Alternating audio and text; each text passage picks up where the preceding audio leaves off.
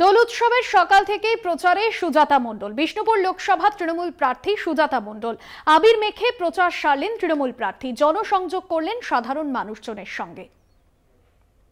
তৃণমূল প্রার্থী সুজাতা মণ্ডল এবং হাতে আবির, রং নিয়ে রঙিন করতে সুজাতা আজকের দিনে রঙিন কতটা প্রাসঙ্গিক এবং আজকে কি বলবে?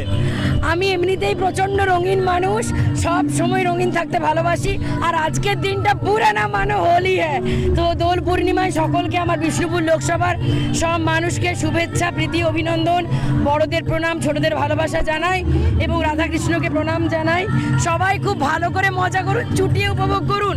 আর আজ মল্ল রাজার দেশ, এই গোপন বৃন্দাবন বিষ্ণুপুর, গুপ্ত বৃন্দাবন আরো আরো আরো আরো আলোকিত হয়ে উঠুক, আরো রঙিন হয়ে উঠুক।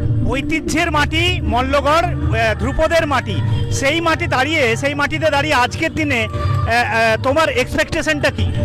আমি চাই বিষ্ণুপুর লোকসভার প্রত্যেকটা মানুষ রঙিন হয়ে উঠুক এবং আমি চাই প্রত্যেকটা মানুষকে হোলি খেলাতে এবং আবির মাখাতে। আর হ্যাপি হোলি। একেবারেই সুজাতা যে আজকে মল্লগড়ের মাটি থেকে একটা বার্তা দিতে চাইছে, বিষ্ণুপুরের মাটি রঙিন হয়ে যাক, বিষ্ণুপুরের মাটি রঙিনে পূর্ণ হয়ে যাক, এমনটা কিন্তু তার বার্তা। এবং আজকে দিনভর তার যে একে অপর করার যে কর্মসূচি, একে অপরকে রাঙিয়ে দেওয়ার যে কর্মসূচি, বিষ্ণুপুরের লোকসভা কেন্দ্রের তৃণমূল প্রার্থী সুজাতার কথাতেই কিন্তু একদম স্পষ্ট।